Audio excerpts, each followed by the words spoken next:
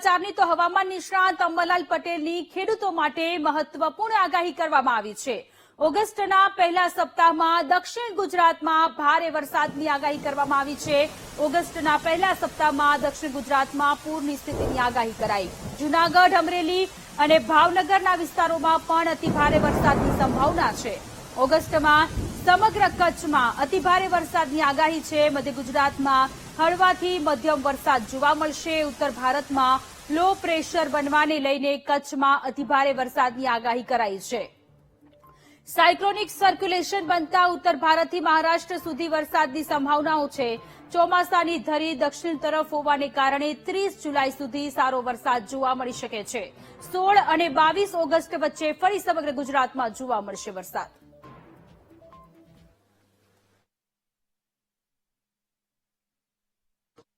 ઓગસ્ટના પ્રથમ સપ્તાહમાં દક્ષિણ ગુજરાતમાં ભારેથી અતિભારે વરસાદ થવાની શક્યતા રહેશે, જેમાં કેટલાક ભાગોમાં તો લગભગ 200 ml કે 250 ml જેવો વરસાદ થઈ શકે અને પૂરની સ્થિતિ થઈ શકવાની શક્યતા રહે। આ ઉપરાંત દક્ષિણ સૌરાષ્ટ્રના ભાગોમાં પણ ભારે વરસાદ થવાની શક્યતા રહેશે।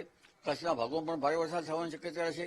પશ્ચિમ સૌરાષ્ટ્રના ભાગોમાં પણ વરસાદ થશે અને આ ઉપરાંત અન્ય ભાગોમાં જોઈએ તો તાપી, નર્મદા અને સાપુતારાના ભાગો પર વરસાદ થવાની શક્યતા રહેશે, જેમાં જંબુસર, ભરૂચ અને મધ્ય ગુજરાતના ભાગોમાં આ અરસામાં ભારે વરસાદી ઝાપટા પડવાની શક્યતા રહેશે।